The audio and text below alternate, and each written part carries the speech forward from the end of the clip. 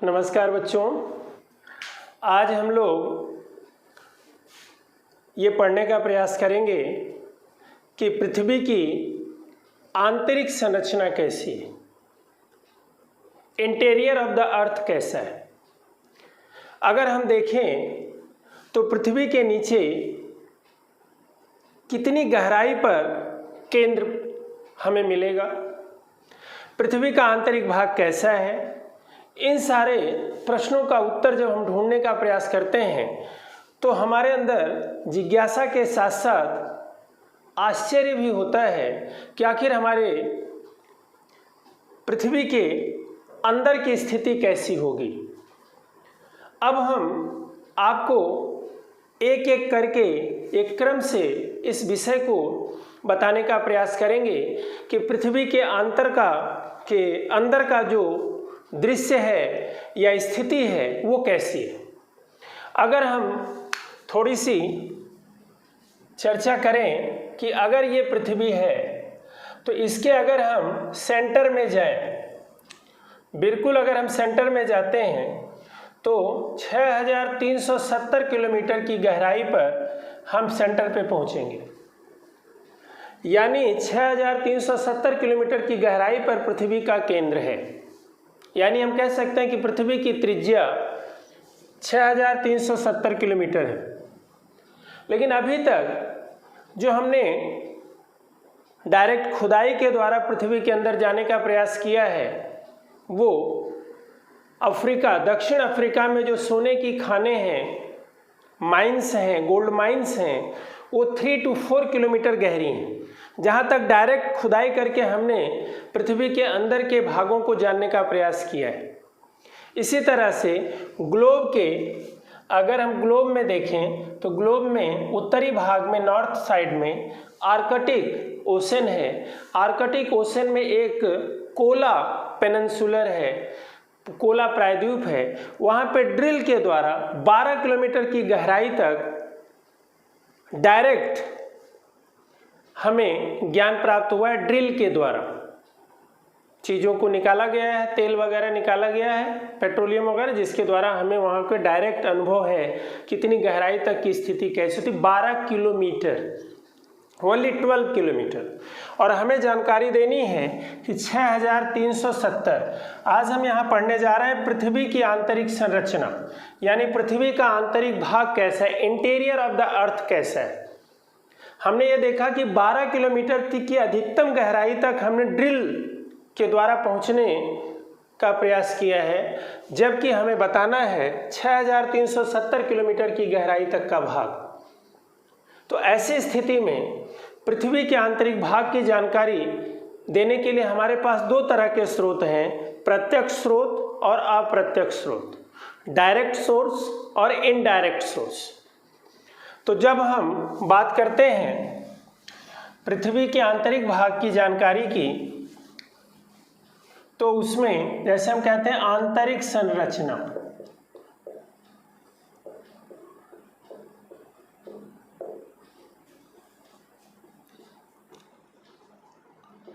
Interior of the earth.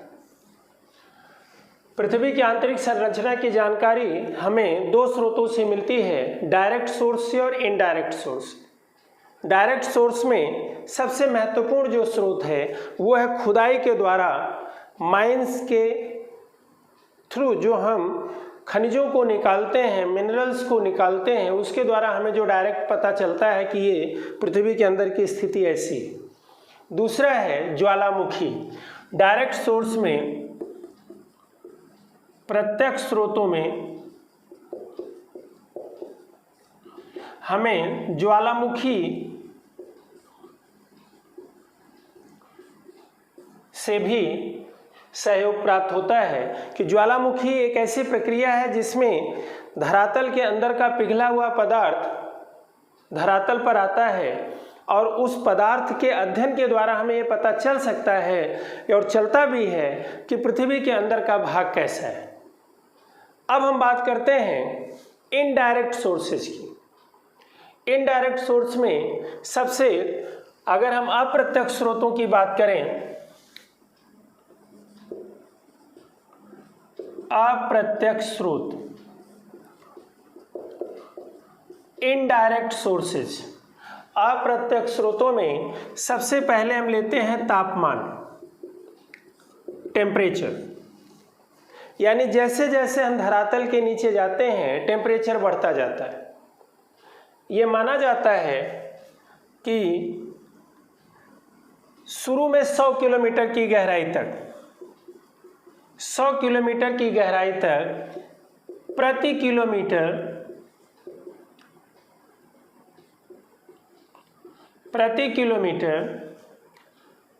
12 degree Celsius तापमान बढ़ता जाता है। यानी 100 किलोमीटर की गहराई तक हर 1 किलोमीटर पर 12 डिग्री सेल्सियस तापमान बढ़ता है। यानी 100 से 300 किलोमीटर की गहराई तक 2 डिग्री सेल्सियस के हिसाब से, और 300 से आगे 1 डिग्री सेल्सियस के हिसाब से तापमान बढ़ता जाता है। यानी तापमान बढ़ता ही जाएगा। वो तापमान बढ़ने की दर थोड़ा सा डिफर है कि शुरू में 1 किलोमीटर की गहराई में 12 डिग्री टेम्परेचर बढ़ जाएगा, फिर अगले 1 किलोमीटर में 12 डिग्री बढ़ जाएगा, 100 किलोमीटर तक 12 डिग्री के हिसाब से बढ़ता जाएगा प्रति किलोमीटर। 100 से 300 किलोमीटर में 2 डिग्री के हिसाब से बढ़ेगा, और 300 से आगे 1 डिग्री प्रति किलोमीटर के हिसाब से टेम्परेचर बढ़ेगा। इस तरह से हम अनुमान लगा सकते हैं कि पृथ्वी के अंदर का भाग, जो पृथ्वी की जो त्रिज्या है 6370 किलोमीटर गहरी है, तो हमें मान सकते हैं कि पृथ्वी के अंदर का तापमान बहुत ज़्यादा होगा। ये हम अनुमान लगा सकते हैं, हमने उसका डायरेक्ट अनुभव नहीं किया है। दूसरा है दबाव। तापमान के बाद दूसरा प्रश्न आता है दबाव, प्रेशर। कोई भी वस्तु है उसका एक दबाव होता है, और हमें पता है कि पृथ्वी के नीचे हम जितनी भी गहराई पर जाएंगे दबाव बढ़ता जाएगा। यानी पृथ्वी के आंतरिक भाग में दबाव की मात्रा ज़्यादा है, ये अनुमान लगाया जा सकता है। तीसरा है घनत्व। हम ये मानते हैं कि पृथ्वी का जो घनत्व है इतना ग्राम प्रति घन सेंटीमीटर है, 5.5 ग्राम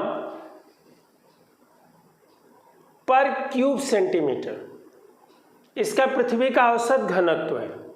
जबकि पृथ्वी के बाहर का जो घनत्व है वो है 2.7 ग्राम। इसका मतलब है कि पृथ्वी के अंदर जैसे जैसे हम जाएंगे घनत्व बढ़ता जाएगा और आंतरिक भाग का घनत्व बहुत ज़्यादा होगा। तो ये तो रहा तापमान, दबाव और घनत्व की बात।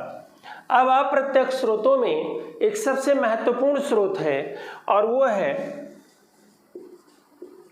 भूकंपीय तरंगे, सिस्मल, या हम कह सकते हैं सिस्मिक वेव्स। भूकंपीय तरंगे। भूकंप के दौरान 3 तरह की तरंगे निकलती हैं। उन तरंगों के द्वारा हमें पृथ्वी के आंतरिक भाग की सबसे महत्वपूर्ण जानकारी प्राप्त होती है, क्योंकि हम इतने गहराई तक न जा सकते हैं, ना कोई यंत्र बना है, ना तो भविष्य में जाने की कोई संभावना है। लेकिन जो भूकंपीय तरंगे हैं उनको जब हम सिस्मोग्राफ नामक यंत्र पर उनका अध्ययन करते हैं तो उससे पृथ्वी के आंतरिक भाग के विषय में हमें बहुत सारी जानकारी प्राप्त होती है। अब आप देखिए, भूकंपीय तरंगों से संबंधित जब हम अध्ययन शुरू करते हैं तो हम ये देखते हैं कि जैसे ये पृथ्वी का भाग है, तो जहाँ से भूकंप शुरू होता है उसको हम कहते हैं मूल केंद्र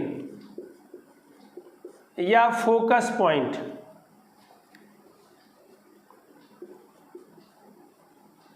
वो फोकस पॉइंट जहाँ से भूकंप शुरू होता है, जहाँ से भूकंप शुरू होता है वहाँ से 2 तरंगें उत्पन्न होती हैं, और वो तरंगें हैं P और S। ये तरंगें जब आगे बढ़ती हैं तो इनका संपर्क धरातल की चट्टानों से होता है, तो फिर एक और तरंग उत्पन्न होती है जिसको हम कहते हैं एल। इस तरह से कुल 3 तरंगें उत्पन्न होती हैं, पी, एस और एल, और उनकी स्थिति और उनके स्वभाव के आधार पर हमें पृथ्वी की आंतरिक संरचना के विषय में जानकारी प्राप्त होती है। We get sufficient information about the interior of the earth by the currents, by the waves P, S and L। अब हम बात करते हैं कि जो तरंगे हैं, जो वेव्स हैं, वे कैसे कैसे स्वभाव की हैं और उनका क्या क्या प्रभाव पड़ता है। जैसे मान लेते हैं हमने बात किया 3 तरह की तरंगे हैं, P, S और L। P को हम कहते हैं प्राथमिक तरंग,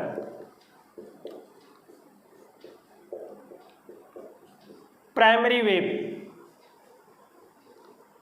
प्राथमिक तरंग, प्राइमरी वेव, इसकी स्पीड इन तीनों में सबसे ज़्यादा है, यानी लगभग 8 से 9 किलोमीटर पर सेकेंड है। यह ध्वनि तरंगों के रूप में कार्य करती है और ये सीधी चलती, यानी इसमें जो कणों का कंपन है, कणों का जो कांपना है या और आगे बढ़ना है, दोनों सीधी रेखा के रूप में होता है, इसलिए इसको अनुदैर्ध्य तरंग भी कहते हैं। अनुदैर्ध्य तरंग भी कहते हैं। इसकी एक विशेषता है कि P तीनों माध्यम से होके जा सकती है, यानी ठोस से भी, द्रव से भी और गैस से भी। From the solid material, from liquid and from gas, तीनों माध्यम से होके जा सकती है। और जैसे मान लेते हैं फोकस पॉइंट से शुरू होती है जब तरंग, तो ये चारों तरफ जाती है, पृथ्वी के बाहर धरातल की तरफ भी आती है और अंदर भी जाती है। ये P तरंग की क्वालिटी। दूसरा है एस तरंग, जिसको हम कहते हैं सेकेंडरी वेव। और यह तरंग की एक विशेषता है कि ये ठोस से होकर के ही जाती है। सिर्फ अगर हम एस की बात करें तो सिर्फ ठोस से होकर जाती है। ये भी पृथ्वी के अंदर भी जाती है और धरातल की तरफ भी आती है। इसकी सबसे खास विशेषता है कि ये सिर्फ ठोस मटेरियल से होकर गुजरती है, सॉलिड से होकर जाती है। इसकी स्पीड 6 से 7 किलोमीटर पर सेकेंड होती है, यानी यह P तरंग से थोड़ा सा कम स्पीड वाली तरंग है। और इसमें कणों की जो गति है या वाइब्रेशन है वो लंबवत होता है, वो समकोण पर होता है, राइट एंगल पोजीशन पर होता है। यानी इसको हम लाइट वेव्स के रूप में भी समझ सकते हैं कि लाइट तरंगों के रूप में, प्रकाश तरंगों के रूप में इसका स्वभाव देखा जाता है। अब हम बात करते हैं एल तरंग की। एल तरंग सिर्फ धरातल की तरफ आती है और ये टेढ़े मेढ़े रास्ते से गुजरती, जिग जैग रास्ते से गुजरती। इसकी स्पीड है जिसको हम कहते हैं लैंड वेव या धरातलीय तरंग। इस तरंग की जो गति है, स्पीड है 1.5 से 3 किलोमीटर पर सेकेंड इसकी स्पीड है। ये टेढ़े मेढ़े रास्ते से जाती है। यह भी तीनों माध्यम से गुजर सकती है, ठोस से, द्रव से और गैस से, from solid, from liquid and from gas. इसकी स्पीड सबसे कम है और ये जिग जैग रास्ते से चलती है, टेढ़े मेढ़े रास्ते से चलती है। यानी इसमें कणों की जो गति है वह तरंग की गति के दिशा के इधर उधर भी होती रहती है। इसलिए सबसे डेंजरस अगर तरंग कोई कही जाती है तो हम एल को मानते हैं। अगर ये प्रश्न पूछा जाए कि धरातल पर सबसे पहले कौन सी तरंग आती है तो हम कहते हैं P। केवल ठोस से होकर कौन सी जाती है, S। धरातल पर केवल धरातल की तरफ ही कौन सी तरंग आती है तो L। सबसे डेंजरस कौन सी तरंग है तो हम कहते हैं L।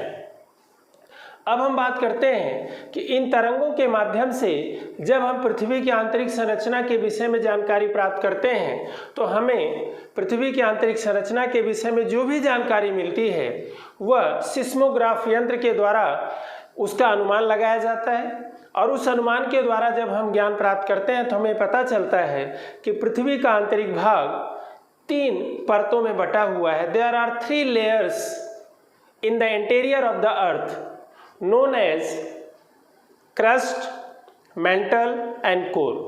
इस तरह से पृथ्वी का आंतरिक भाग की जानकारी हमें अप्रत्यक्ष स्रोतों से ज़्यादा मिली है और उन अप्रत्यक्ष स्रोतों में सबसे महत्वपूर्ण जो स्रोत है वो है पृथ्वी की आंतरिक संरचना के विषय में जानकारी देने वाली भूकंपीय तरंगे सिस्मिक वेव्स P, S और L के द्वारा हमें पृथ्वी की आंतरिक संरचना की जानकारी मिलती है जो हम आपको बताने का प्रयास करने जा रहे हैं। यानी इन तरंगों के माध्यम से पृथ्वी के आंतरिक भाग की जो जानकारी हमें मिलती है वो देखिए हम कैसे इसका अध्ययन करते हैं। मान लेते हैं ये पृथ्वी का आंतरिक भाग, ये पृथ्वी, और इसके आंतरिक भाग की जानकारी अगर हमें क्रम वाइज लेना है तो हम ये मानते हैं कि सबसे जो ऊपरी भाग है ये वाला पोर्शन, इसको हम कहते हैं भूपटल। ये पहला भाग है। भूपृष्ठ भी कह सकते हैं इसको, इंग्लिश में कहते हैं क्रस्ट।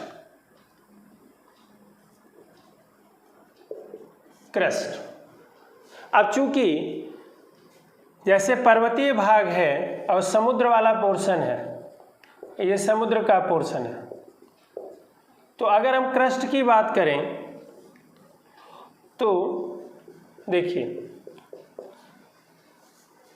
यानी समुद्री सतह, समुद्री भाग में क्रस्ट की जो मोटाई है वो कम है और महाद्वीपीय भाग में, कॉन्टिनेंटल पार्ट में या पर्वतीय क्षेत्रीय भाग में इसकी मोटाई ज़्यादा है।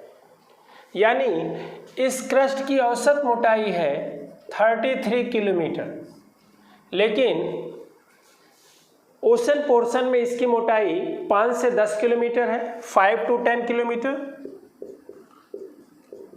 और यहाँ है 40 से 70 किलोमीटर, 40 to 70 किलोमीटर। एवरेज जो थिकनेस है इसकी, इस क्रस्ट की, वो है 33 किलोमीटर। अब प्रश्न ये होता है कि जो महाद्वीपीय भाग है उसमें सिलिका और एल्युमिनियम की प्रधानता है। यानी इस क्रस्ट को भी हम 2 भागों में बांटते हैं, महाद्वीपीय भाग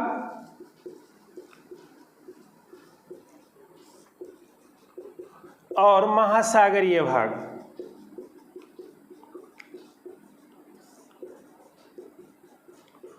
देखिए जरा, continental portion and ocean portion. Continental portion में सिलिका प्लस एल्यूमिनियम की प्रधानता होती है। इसका मतलब है Si और Al मिलके हो गए सियाल। यानी कॉन्टिनेंटल पोर्शन को, क्रस्ट के कॉन्टिनेंटल पोर्शन को सियाल कहते हैं, जिसमें सिलिका और एल्युमिनियम की प्रधानता होती है, और महासागरीय पोर्शन में सिलिका प्लस मैग्नीशियम की प्रधानता होती है। यानी Si plus Am, sorry Ma, यानी हो गया सीमा। इसको कहते हैं सियाल, और महासागरीय पोर्शन को कहते हैं सीमा। यानी जो क्रस्ट है उसमें सिलिका, एल्युमिनियम और मैग्नीशियम की प्रधानता है। जो महाद्वीपीय भाग है उसमें सिलिका और एल्युमिनियम ज़्यादा है, उसको हम सियाल कहते हैं। महासागरीय जो भाग है उसमें सिलिका और मैग्नीशियम की प्रधानता है, जिसको हम कहते हैं सीमा। औसत घनत्व, इस भाग का औसत घनत्व है 2.7 से 3 ग्राम प्रति घन सेंटीमीटर। यह संपूर्ण पृथ्वी के आयतन का, वॉल्यूम का 0.5% है, और जो मास है, जो इसका द्रव्यमान है, संपूर्ण पृथ्वी के द्रव्यमान का 0.2%। यानी the crust covers the 0.5% volume of the total volume of the अर्थ। यानी आयतन 0.5% है इस क्रस्ट का, संपूर्ण पृथ्वी के आयतन का, और संपूर्ण पृथ्वी के द्रव्यमान का केवल 0.2% इसका द्रव्यमान है। यानी क्रस्ट का पोर्शन बहुत कम है। जो सबसे ऊपरी भाग है क्रस्ट यानी भूपटल, जिसकी औसत गहराई है 33 किलोमीटर, जो महाद्वीपीय भाग में थोड़ा ज़्यादा मोटा है और महासागरीय भाग में इसकी गहराई कम है। महाद्वीपीय भाग को सियाल कहते हैं और महासागरीय भाग को हम सीमा कहते हैं। अब प्रश्न उठता है, देखिए अब इसके हम नीचे चलते हैं, जब धरातल के नीचे चलते हैं, ये 33 किलोमीटर का पोर्शन हो गया। अब यहाँ पे एक पोर्शन है 2900 किलोमीटर, यानी 33 से 2900 किलोमीटर तक का जो भाग है वो कहलाता है प्रावार या मेंटल। यानी हम ये कह सकते हैं, ये जो पोर्शन है (33) से लेके 2900 किलोमीटर तक का जो भाग है इसको हम कहते हैं मेंटल। इसमें लोहा और मैग्नीशियम की प्रधानता, आयरन एंड मैग्नीशियम अधिक मात्रा में पाए जाते हैं। इस पोर्शन का जो घनत्व है वो घनत्व है, अगर हम यहाँ से बात करें, मेंटल के पोर्शन से लेके यहाँ तक की बात करें, जब ऊपरी पोर्शन से लेके मेंटल के और एकदम निचले पोर्शन तक, तो इसका घनत्व धीरे धीरे बढ़ता जा रहा है। यहाँ पे इसका घनत्व हो जाता है 5 ग्राम प्रति घन सेंटीमीटर, जबकि यहाँ पे रहता है 3.5 ग्राम प्रति घन सेंटीमीटर।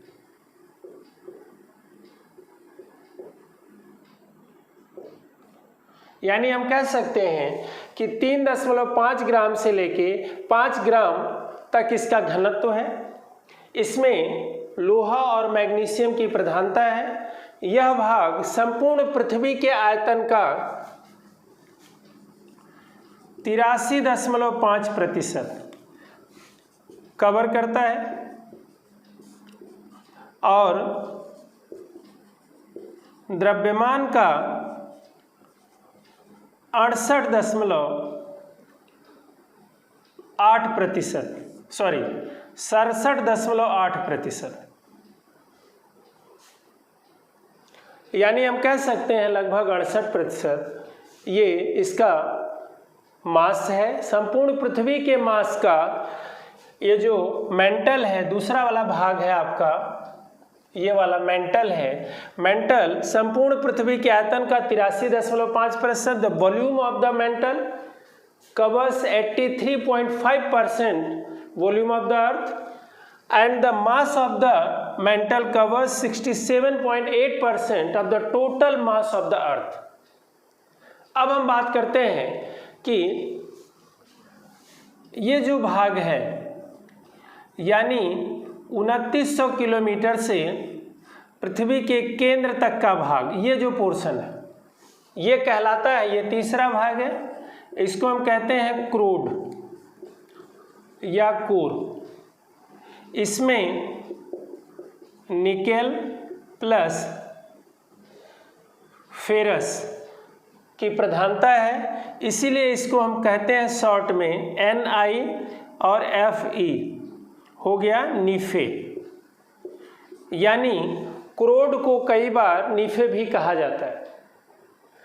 इसका जो औसत घनत्व है, क्योंकि जैसे जैसे हम गहराई की तरफ बढ़ते जाते हैं घनत्व तो बढ़ता जाता है, लेकिन इसका औसत घनत्व है 11 ग्राम प्रति घन सेंटीमीटर, 11 ग्राम पर क्यूब सेंटीमीटर।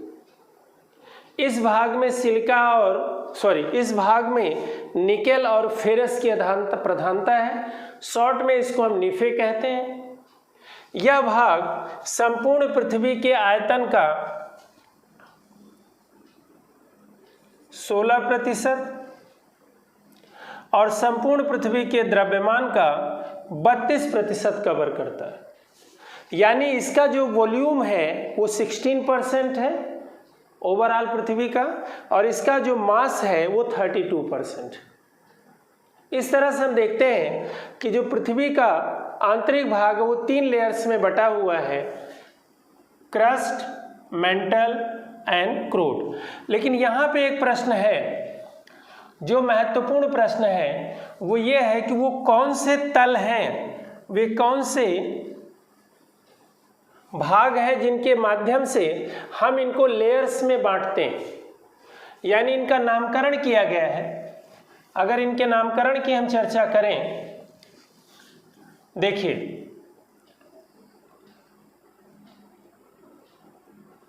यानी ये जो क्रस्ट का पोर्शन है, यानी क्रस्ट और मेंटल को जो अलग करता है उसको हम कहते हैं मोहो डिस्कंटिन्यूटी या मोहो असंबद्धता। मोहो असंबद्धता, इसको हम कहते हैं इस लेयर को जो क्रस्ट को मेंटल से अलग करता है, मोहो असंबद्धता। और इस पोर्शन को कहते हैं जो मेंटल को क्रोड से अलग करता है, उसको कहते हैं गुटेनबर्ग डिसकंटिन्यूटी।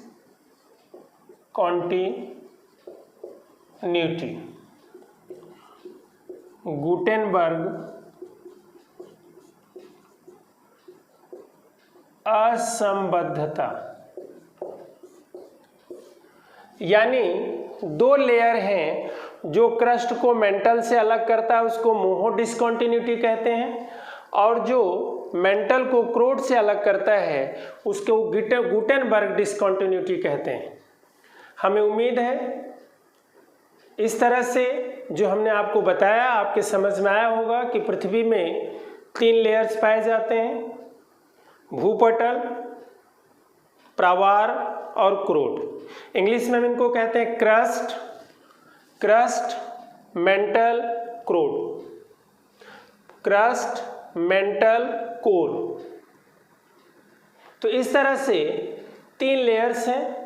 तीनों लेयर्स में हमने देखा कि जो क्रस्ट है वो मेंटल से मोहो के द्वारा अलग होता है, और जो मेंटल है वो क्रोड से या कोर से गुटेनबर्ग डिसकंटिन्यूटी के द्वारा अलग होता है। ये भी पेपर्स में आता है कि वो कौन सा डिसकंटिन्यूटी लेवल या लेयर है जो क्रस्ट को मेंटल से अलग करता है, तो वो है मोहो डिसकंटिन्यूटी, मोहो असंबद्धता।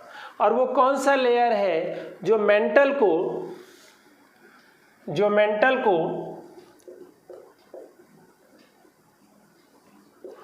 कोर से अलग करता है, तो वो है गुटेनबर्ग डिसकंटिन्यूटी, गुटेनबर्ग असंबद्धता।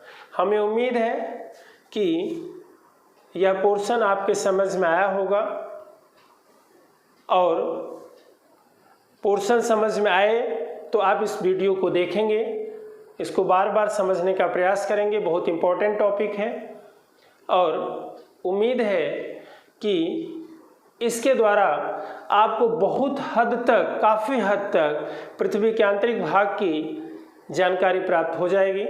धन्यवाद।